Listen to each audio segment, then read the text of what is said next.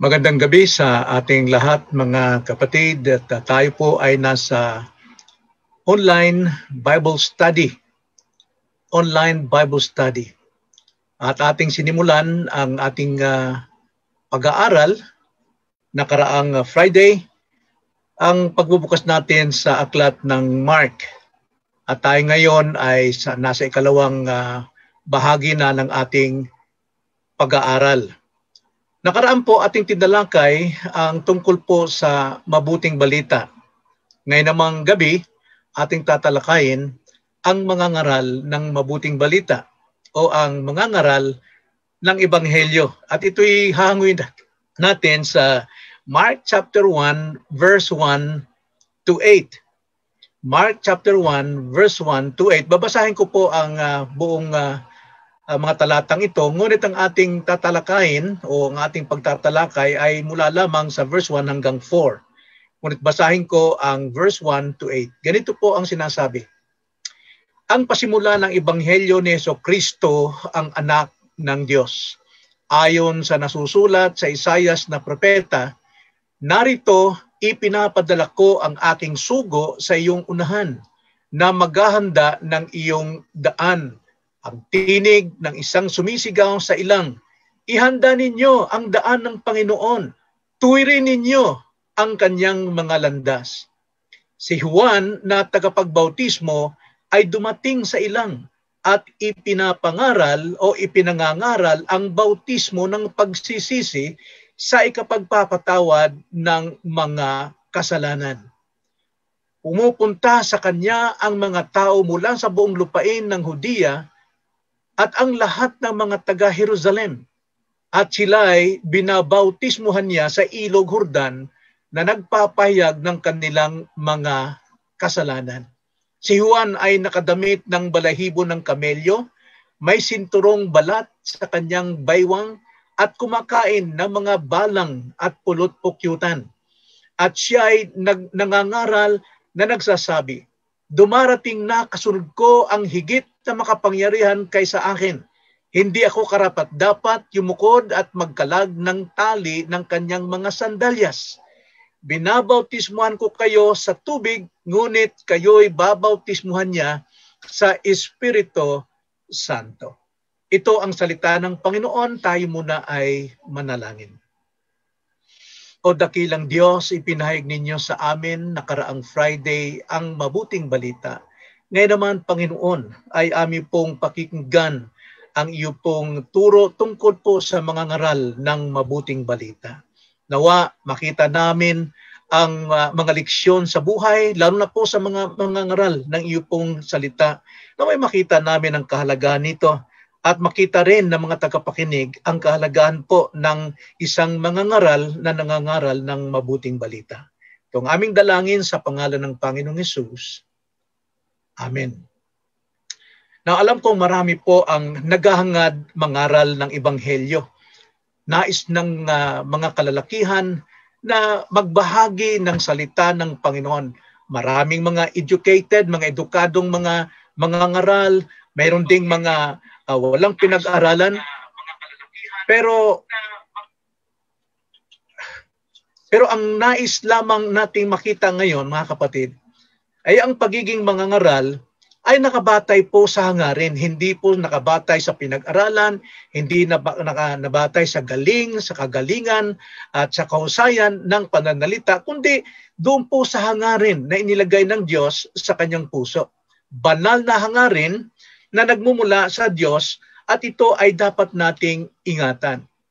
Now, bago tayo tumungo sa ating teksto, verses 1 to 4, nais kong ibigay natin muna ang mga kapahayagan tungkol pong sa mga ngaral, tungkol sa pagbibigay lamang ng paalala sa mga ngaral. Now, sa Biblia po, bilang mga ngaral,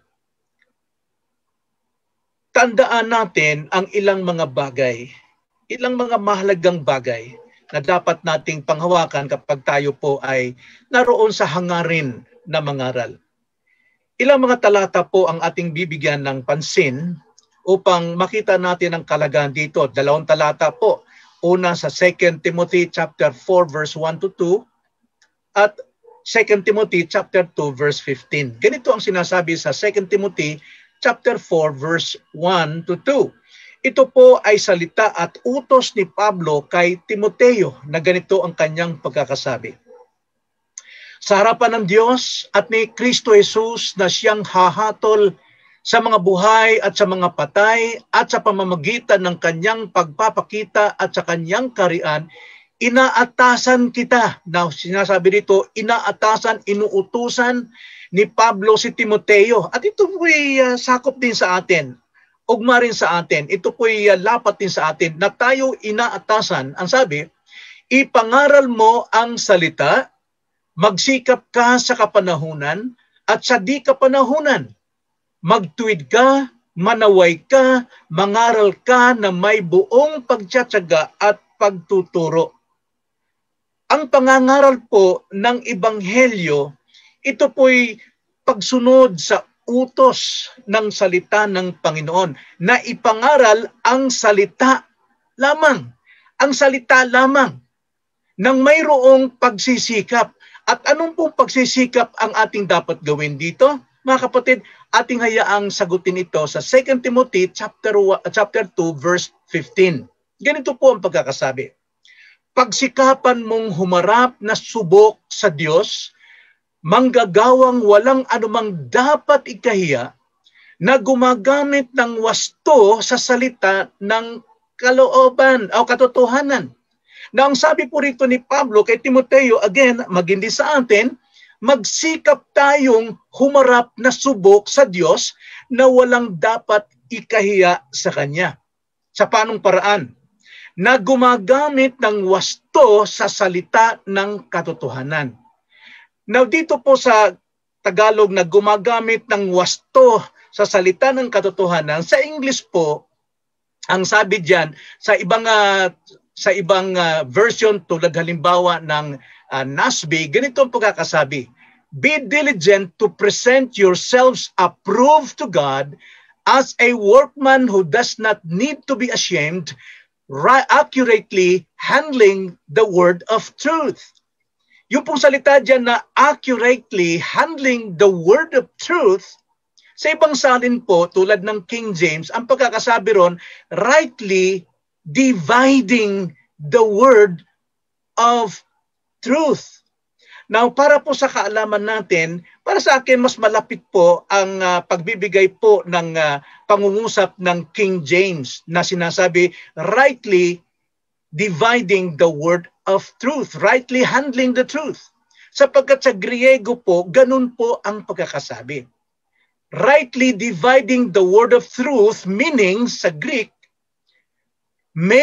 to make straight cut.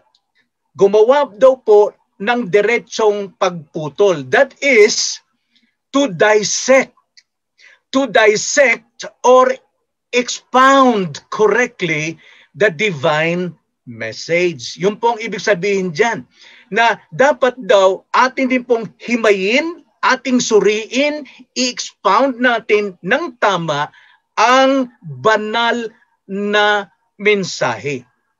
Now, mismong salita po ang sinasabi rito na dapat nating pag-aralan na tayo po'y maging approve sa ating Diyos. Hindi po ang commentary ang ating pong rightly i-divide natin or to make a straight cut, to dissect, to expound correctly. Hindi po ang commentary o anumang libro, kundi the word itself, ang salita mismo, ang dapat nating suriin, pag-aralang maigi, to be diligent na maging approved to God. Now, hindi po ako against sa commentaries. Hindi ako against sa mga libro, no? Sila po, itong mga commentaries and books, ito ay malaking tulong sa akin sa personal kong pang-uunawa. Pag-aaral ng mga salita o mga teksto na hindi ko gaanong maunawaan, ako po'y tumitingin sa commentaries o sa ibang paliwanag ng mga tao sa libro. Pero ako mismo ang magdidig up sa Word of God. Hindi ko gagamitin ang aral o karanasan ng iba na siyang ipapangaral ko, kundi ako mismo ang magdidig in sa Word of God. Katulong ang mga commentaries at libro. Na gusto kong ihalimbawa. Now, nung ako po'y magpunta ng Saudi, wala akong kaalaman sa Saudi Arabia. Gusto ko magtrabaho doon dahil may balita na madali ang pera at makakapag-ipon. Kaya ako po'y nag-apply bilang isang truck trailer driver sa Saudi.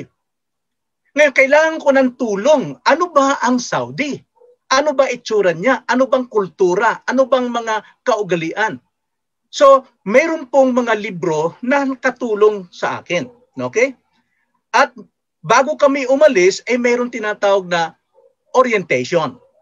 Sa orientation ay tulad din sa libro na hinihimay sa atin o sa amin kung ano ang kultura, kung anong ugali, ano yung bawal sa kanila, ano yung masama sa kanila, ano yung mabuti sa kanila.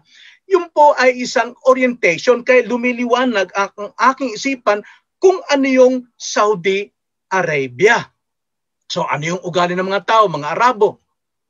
Pero hindi ito ang magdadala sa akin sa Saudi Arabia.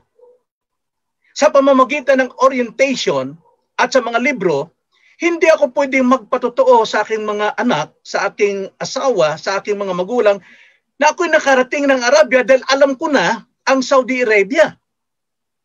Kailangan ko munang ako mismo ang makaranas. Ako mismo ang makarating doon kung talagang totoo ang sinasabi doon sa orientation, doon sa mga nababasa ko tungkol sa Saudi Arabia.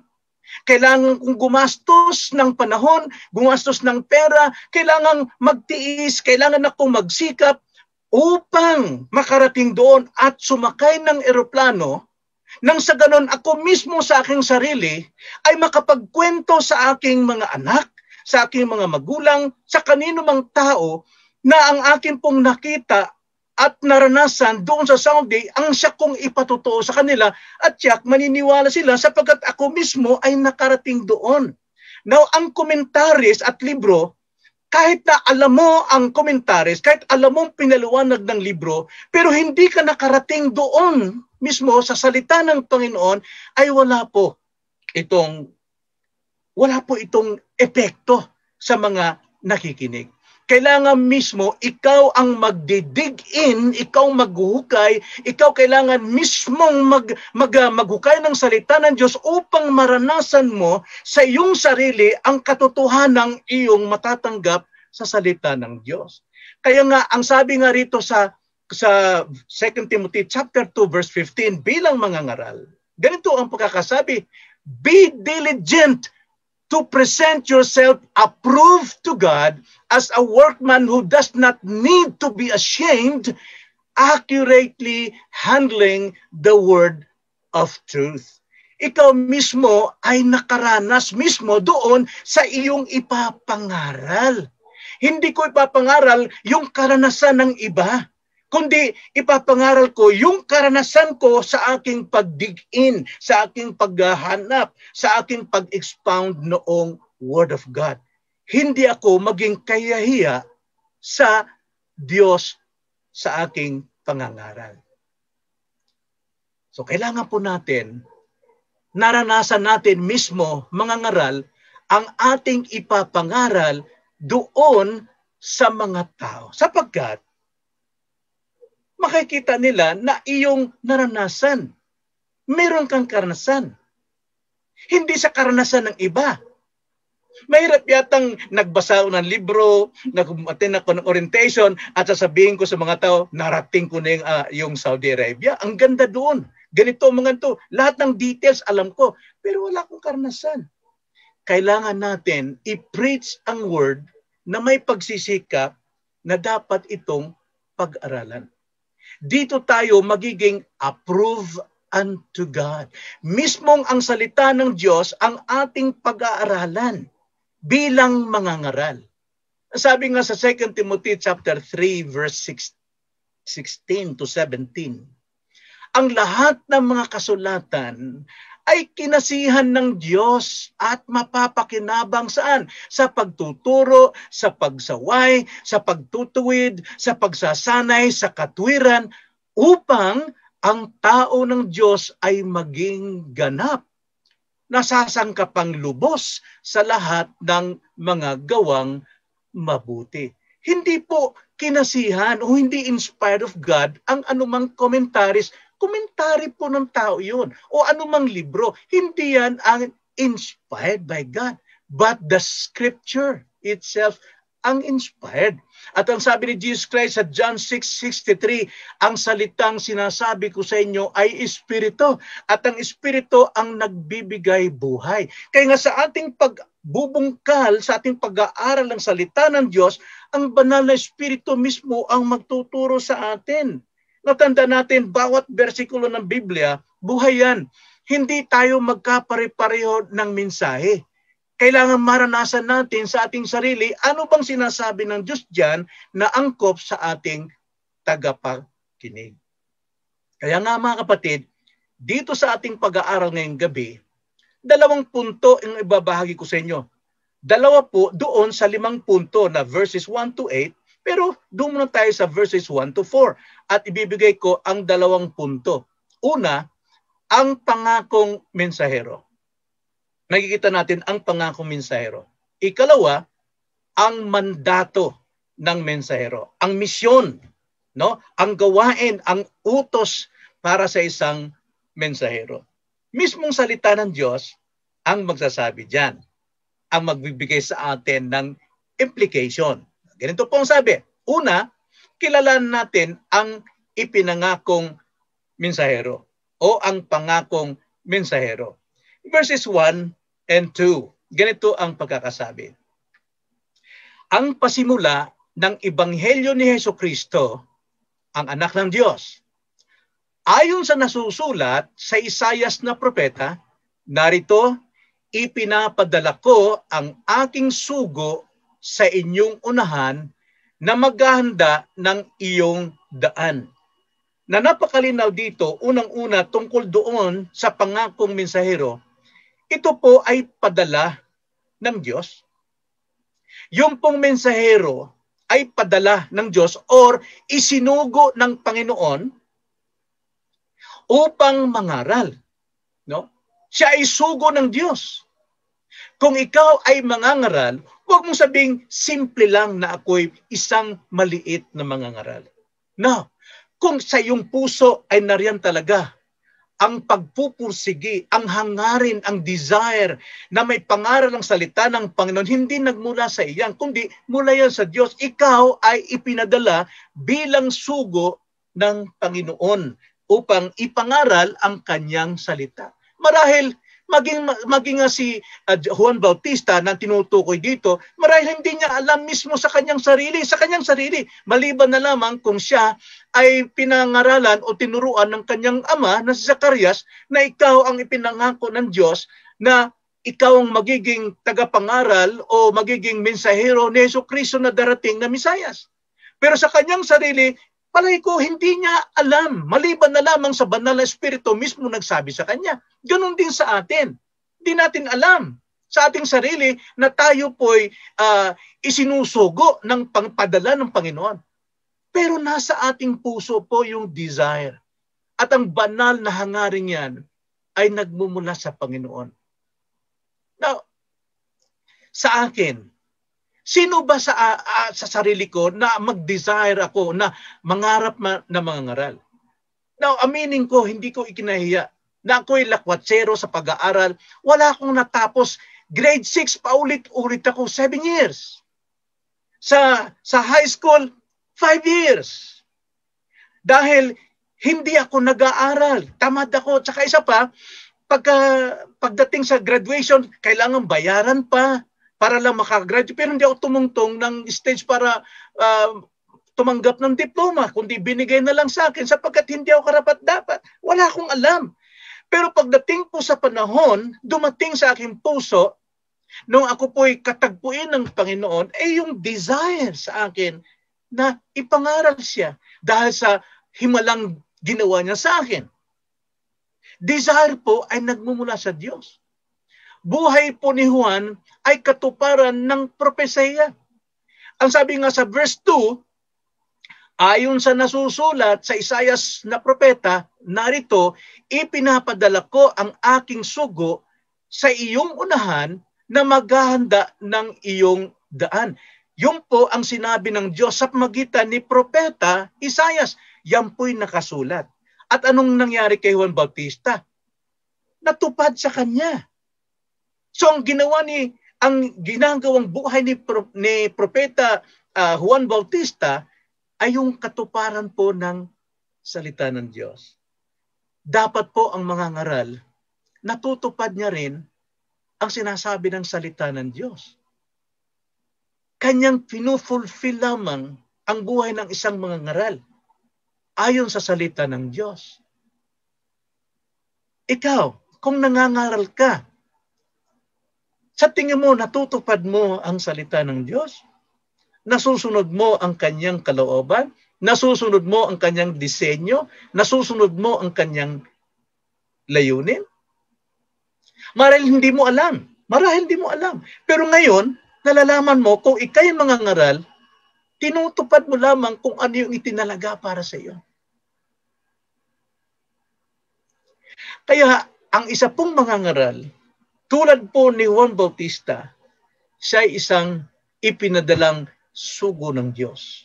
Ikalawa, siya ipinadalang maghahanda sa daan ni Jesucristo. Siya ang mensahero ay ipinadala upang manguna sa daan ng ating Panginoon. Tingnan niyo ang sabi sa verse 2 again. Ayon sa nasusulat sa Isaias na propeta, narito, ipinapadala ko ang aking sugo sa iyong unahan, na alam natin, yung iyong dyan, yung iyong personal pronoun dyan, iyong unahan, na maghahanda ng iyong daan, tumutukoy yan kay Jesus Christ sa verse 1. Ang sabi sa verse 1, ang pasimula ng Ebanghelyo ni Jesucristo. So ang mangyayari po dyan, ang mensahero, hindi lamang siya sugo ng Diyos, siya po'y ipinadala upang manguna sa daraanan ni Jesus. Ibig sabihin, siya ang mangangaral na mauna doon sa mga tao, ipaghahanda ng mga tao ang Panginoon sa kanilang buhay. Sa mga katwid, dito kay Juan Bautista, sa kanya maririnig ang Ebanghelyo ni Kristo upang ihanda si Kristo sa puso ng bawat tao. Tingnan ang sabi, ang pasimula ng Ebanghelyo ni Jesucristo ang anak ng Diyos. Yan po ang sinabi sa verse 1.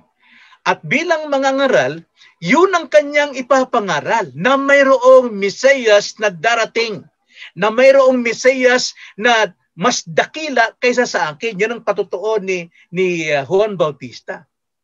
So tungkulin niya na ipakilala si Jesus sa mga tao. Tungkulin ng mga mensahero na ipakilala si Jesus sa buhay ng bawat tao. Now, alam niyo sa panahong ito, kailangan ng Hudyo, sa panahon ni John the Baptist, kailangan ng Hudyo ang good news. Sapagkat halos 400 years ang lumipas na wala pong tinig ng Diyos, wala pong propeta ang nangangaral sa kanila. At sa loob ng 400 years, naging terebleng mga taon ito. Napakaraming pangyayari ng mga gawain at mga pangyayaring hindi po makadiyos. Ang lupaing pangako para sa kanila ay bumagsak sa sukat. Inakupahan ng mga hentil, inakupahan ng mga hindi karapat-dapat na tao ang lupang pangako. At ang kanilang lupang pangako na ibinigay ng Diyos na wala ng halaga.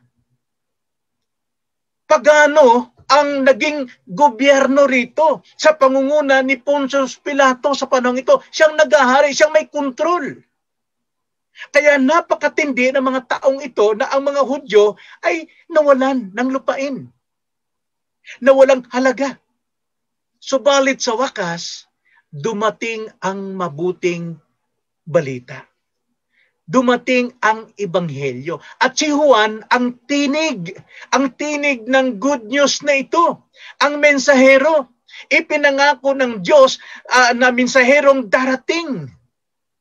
Mula sa aklat ni Malakias, alam na ito ng mga Hudyo. Sapagkat ang mga Hudyo po, lagi silang nag-aaral ng salita ng Panginoon. Minimemorize nila mismo ang kasulatan. Kaya alam ito ng mga Hudyo na darating ang Mesiyas. Sapagkat sinabi sa Malakias, chapter 3, verse 1, narito, sinusugo ko ang aking sugo upang ihanda ang daan sa unahan ko. Mismo ang Panginoon ang nagsasabi. At ang Panginoon na inyong hinahanap ay biglang darating sa kanyang templo. Ang sugo ng tipan na inyong kinalulugdan ay narito. Dumarating, sabi ng Panginoon, ng mga hukbo. Si Juan Bautista o ang mensahero ay inihula na sa panahon pa lamang ni Malakias. Maging sa bibig ni Propeta Isaias sa Isaias 40 verse 3, ganito ang pagkakasabi. Ang tinig ng isang sumisigaw, ihanda ninyo sa ilang ang daan ng Panginoon, tuwirin ninyo sa ilang ang lansangan para sa ating Diyos. Nakita nyo? Itong si Juan Bautista, ang mensahero, siya yung ipinangakong mensaherong darating sa mga Hudyo. Kaya ang mga Hudyo ngayon ay mayroon pong mabuting balita. At hindi lamang sa mga Hudyo, maging sa atin, ay tayo po ay dinatnan ng mabuting balita. Katuparan po ito sa ipinangako sa lumang tipan. At ito ay makikita natin dito po sa Mark chapter 1, verse 3 and 4. Ang tinig ng isang sumisigaw sa ilang, ihanda ninyo ang daan ng Panginoon. Tuwirin ninyo ang kanyang mga landas. Si Juan na tagapagbautismo ay dumating sa ilang. At ipinapangaral ang bautismo ng pagsisisi sa ikapagpapatawad ng mga kasalanan. So makita natin una ang ipinangakong mensahero. Nakilala natin kung sino, si Juan. At hindi lamang si Juan, pati sa ating panahon ngayon, marami pong mensahero. Ikalawa, kilalanin natin, ikalawa, ang mandato o ang utos, ang misyon ng mensahero. Basahin natin muli ang verse 3 hanggang 4. Ganito ang sabi. Ang tinig ng isang sumisigaw sa ilang, ihanda ninyo ang daan ng Panginoon. Tuwirin ninyo ang kanyang mga landas. Si Juan na tagapagbautismo ay dumating sa ilang at ipinapangaral ang bautismo ng pagsisisi sa ikapagpapatawad ng mga kasalanan. Now, isa-isahin po natin mga kapatid. Noon po, sa panahong ito, kapag ang hari po ay gustong bumisita o pumunta sa kanyang mga constituents, sa kanyang mga nasasakupan, bago siya dumating doon, inihahanda niya muna ang lahat. Siya'y nagpapadala ng paunang sugo sa unahan. Paunang sugo sa unahan na siyang magbabandilyo upang ipaghanda ang daraanan ng hari. Una, ang sugo sa unahan, sila ang tumitiyak sa daan na daraanan ng hari na tiyak ito'y dapat patagin. Kung ito'y lubak-lubak, kailangan patagin niya nang sa ganon, wala pong sagabal sa pagdating ng hari. Kung butas-butas, kailangan itong tambakan. Okay? Tambakan ito nang sa ganon, hindi po lubak-lubak. At kung may mga nakaharang na mga burol sa tagiliran, ito'y ginigiba. Binubuldoser ito. No? Sa panahon yun, palay ko, hindi bulldozer siguro. Ito'y mano-manong ginigiba ang mga burol na nahadlang sa daanan. Upang sa ganon, walang delay ang pagdating ng hari. Now, ang sugo po, ikalawa, siya yung nasa unahan o itong tinatawag na forerunners. Siya yung magbabalita sa mga tao na darating na ang hari. Si Juan Bautista ang tumupad sa katungkulang ito. Siya ang bulldozer ng Panginoong Hesus para patagin ang daan ng Panginoon sa puso ng bawat isa upang tambakan ang mga lubak-lubak sa puso ng mga tao, upang gibain ang mga bundok at bato sa puso ng mga tao upang pagdating ng Panginoon ito'y nakahanda na. Kaya nga po, siya ang bulldozer upang ipaghanda si Kristo sa kanilang mga puso. Dumating si Juan Bautista sa mundong ito na may banal na misyon. Siya'y binigyan ng makalangit na utos na kanyang tinupad. At bilang mangangaral din, ang ating pong ipapangaral ay salita ng hari, salita ng Diyos. Hindi natin to pwedeng dagdagan, hindi natin to pwedeng bawasan. Hindi dapat natin itong i-quote lamang mula doon sa ibang mga tao. Kailangan tayo mismo ang number one na makatanggap ng mensahe at 100% na the same message ang ibibigay natin sa mga tao upang maihanda ang Panginoon sa kanilang mga puso. Ito po'y mandato. Ito'y utos sa paghahanda. Now, dito po sa verse 3, ganito ang sabi muli, ang tinig ng isang sumisigaw sa ilang, ihanda ninyo ang daan ng Panginoon. Tuwirin ninyo ang kanyang mga landas. Ano po ibig sabihin dyan? Ang ibig po sabihin dito ni Juan Bautista, magsisi kayo sa inyong mga kasalanan. Linisin ang inyong mga puso upang maluwag na papasok si Kristo sa inyong mga buhay. So nilinis ni Juan ang daraanan ng Panginoon sa puso ng bawat isa. Alam niyo po, ang mga religious leaders dito sa panahong ito, limot nila ang ganitong ordinaryong mangangaral. Sapagkat sila'y bihasa at sanay sa mga very smooth, magagaling mga scholars na mga Sadducees and Pharisees na mga mangangaral. Kaya nagulat sila sa salitang ito sapagkat ang nangangaral dito ay isang taga-bundok lamang, isang walang pinag-aralan lamang. At bautismo sa pagsisisi o ng pagsisisi ang panawagan niya sa mga tao. So ibig sabihin, yung pangangaral niya na magsisi kayo, tanggapin si Kristong darating, ay dapat ipakita niyo sa pamagitan ng bautismo ng pagsisisi. Bilang tanda ng inyong pananampalataya sa darating na hari. Na wala pong magpabautismo kung hindi po naniniwala sa mensahe. So kaya sila magpapabautismo because they believe doon sa coming Messiah na si Jesucristo. At ang pangangaral ni John the Baptist dito ay talagang kasalanan.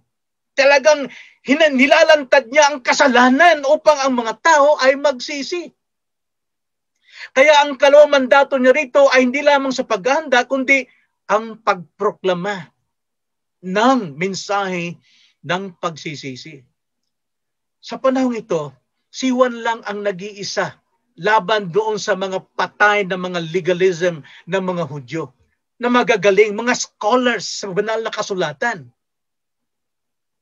Matigas at malakas magsalita itong si Juan Bautista tulad ng kanyang pagkatao, sapagkat napakadilim po ng panahong ito.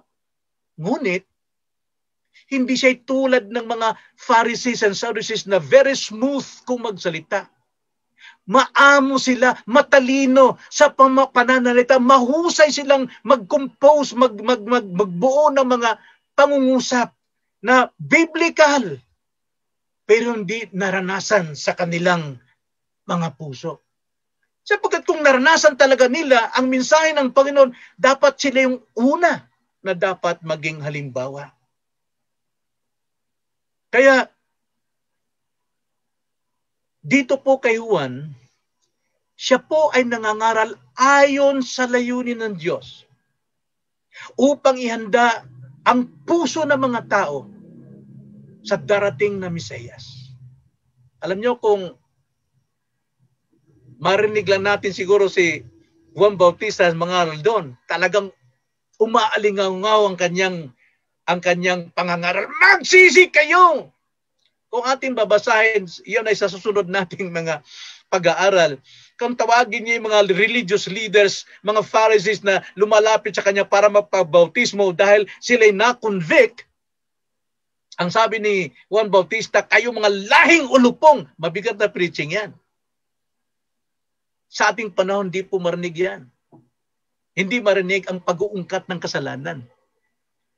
Kundi marinig natin ito how to develop your self-esteem, di ba? Develop ang iyong character, how to get rich, how to be successful. Hindi po natin makikita sa Biblia na yun ang pinakaminsahe. Ang mensahe po rito, sumisigaw. Sabi nga ng ilang mga Reformed Baptist pastors na aking narinig dito sa YouTube, na napapanood ko, sabi nila, sa ating panahon, punong-puno na ng matatalino at magagaling na teachers ang nagtuturo at nangangaral ng mga dakilang doktrina. Punong-puno na yung mga tao. Subalit marami ang mga nawawala mismo at nalalayo sa iglesia dahil puno ng kaalaman. Walang kumbiksyon sa puso ng kanilang kasalanan. Kundi sila'y nagpapagalingan lamang ng kanilang alam. Ito ba ang tanda ng totoong Kristiyano, mga kapatid? Na kailangang marami kang alam? Ubusin mo lahat ang karunungan, libro at ano paman sa mundong ito? Be diligent to study, rightly dividing the word of truth. Now, hindi ko sinasabing ang mga taong ito ay hindi mga Kristiyano. Ang ibig kong tukuyin, ito ba ang dapat makita sa mga totoong Kristiyano na maraming alam? Maraming alam. Ngunit, hindi makita sa buhay. Ano ba ang sinasabi mismo ni Jesus sa kanyang salita? Tignan natin. Ano sinasabi ni Jesus Christ? Sa John 3:36, mga kapatid. Ganito ang sabi ni Christ. Ang sumasampalataya sa anak ay may buhay na walang hanggan. Wow. Yun po yun. He who believes in the Son has eternal life. Ngunit, but, mayroon pong but eh. Pag sinabi pong but, para kang naglalakad sa kasada, natisod ka ng malaking bato, pang tumigil ka muna. Masdan mo, pakinggan mong maigi. Yun na ibig sabihin ng but. But, he who does not obey the Son will not see life, but the wrath of God abides on him. Now, masdan po natin, take note. Ang sabi po, he who believes in the Son has eternal life. That's it. But, hindi pa tapos. Tapusin natin. He who does not obey, meaning to say, he who does not believe and be obedient to the Son will not see life. Hindi po kailanman makakita po ng buhay. Yung sumasampalataya lamang na hindi po sumusunod sa anak. Ang sabi po sa Tagalog ang sumasampalataya sa anak ay may buhay na wala hanggan. Ngunit, ang hindi sumusunod sa anak ay hindi makakakita ng buhay. Kundi, ang puot ng Diyos ay nananatili sa Kanya. Now, yung pong Greek dyan, mga kapatid, yung original na salita na sabi, but he who does not obey, ang ibig sabihin dyan sa Greek po ay, he who does not obey, who willfully and perversely not believe or disobedient or obeying not, ay hindi po makakakita ng buhay, kundi ang puot ng Diyos ay nananatili sa Kanya. So ano pinapakita rito, mga kapatid? Sa ating pong pagtatapos. Faith without works is dead faith. So hindi po dito kailangan mas marami kang alam, kaya mas malawak ang pananampalataya mo. Pero hindi nakikita sa buhay mo, you're still dead. Kaya ang sabi ni James chapter 2 verse 17, kaya't ang pananampalataya na nag-iisa, mga kapatid. Ibig sabihin na nag-iisa, walang gawa, walang kakambal na gawa ay patay. Hindi mo pwedeng magkahiwalay po faith and works. Hindi works po makapagliligtas sa iyo, sabi din kanina sa John 3:36. Ang makapagbibigay sa iyo ng kaligtasan is faith, but faith without works is dead faith. Kahit puno, marami kang alam, yan po ang kailangan nating mensahe.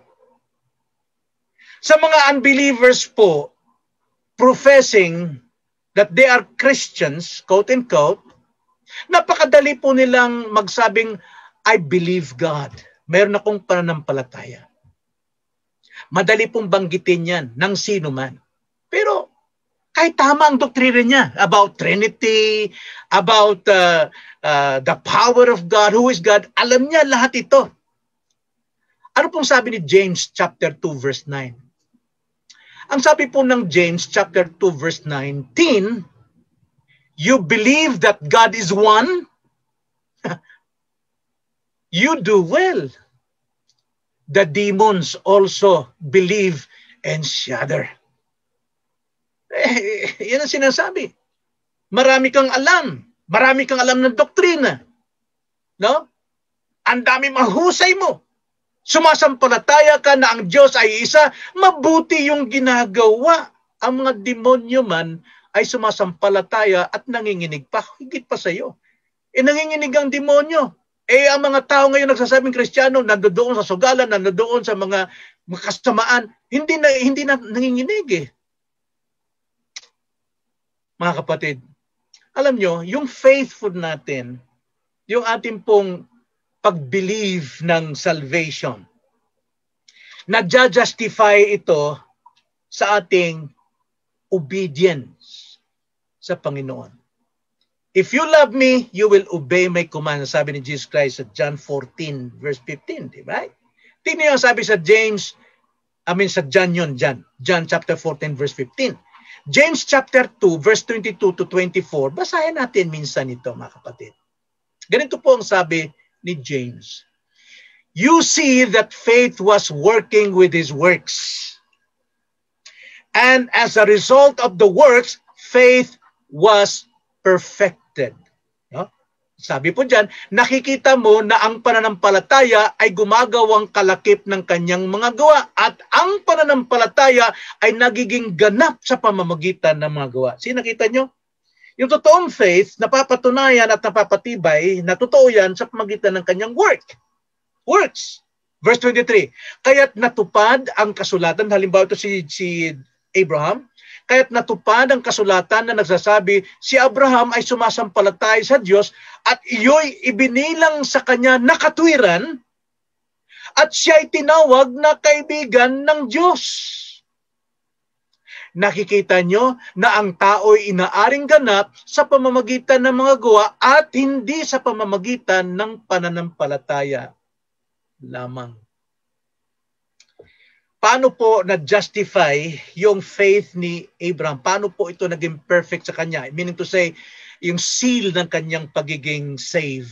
Ang sabi po sa verse 23, and the scripture was fulfilled which says, and Abraham believed God, and it was reckoned to him as righteousness.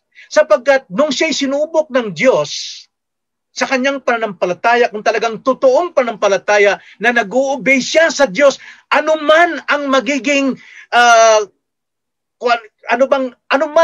magiging kahinatnan nito ay susundin pa ni Abraham because he believed God, Ano yung inutos ng Diyos sa kanya? Abraham, dalhin mo ang pinakamamahal mong anak, nag-iisa mong anak na si Isaac, at ihandog mo bilang burnt offering sa bundok ng Moriah. Wala pong duda si Abraham, hindi siya nag-struggle. Totoo ba ito? Hindi, tulad sa palabas sa sine na nag-struggle si Abraham. No!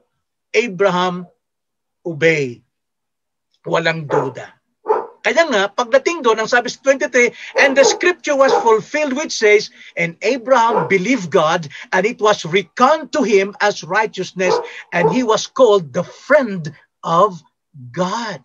So therefore, you see, ang sabi sa 24, you see that a man is justified by works and not by faith alone. So yun pong kailangan natin.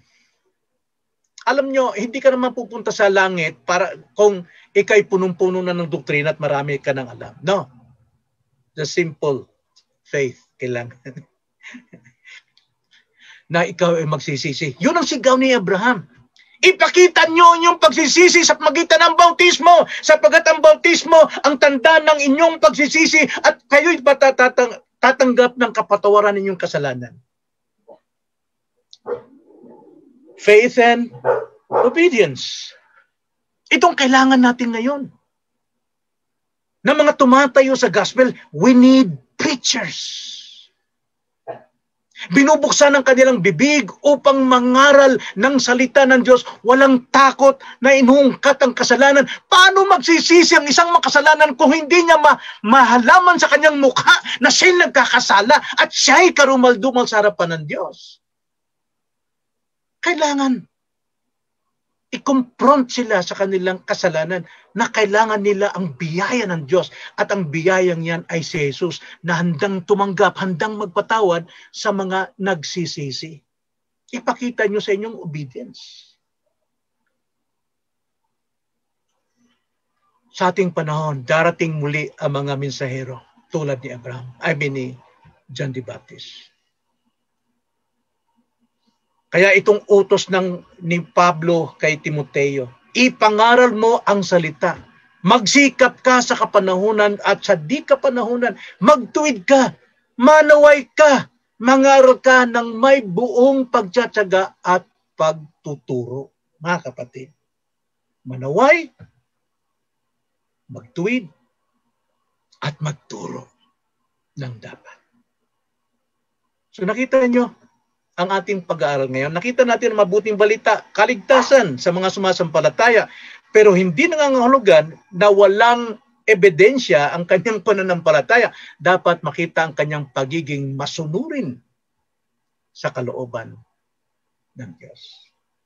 Mga kapatid, nawa po, pagpatuloy natin ang ating pong pag-alam, pagkilala, at pagtanggap ng mensahe ng salita ng Panginoon.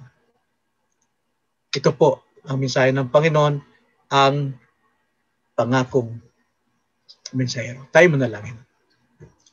O dakilang Diyos, salamat po sa gabing ito na muli sinariwa ninyong kahulugan po, Panginoon, ng mga ngaral at ang kanyang pangangaral.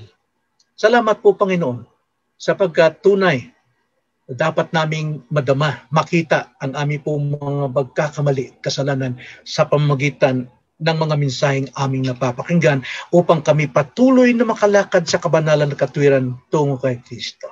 Maraming salamat po. Itong aming dalangin sa pangalan ng Panginoong Hesus. Amen.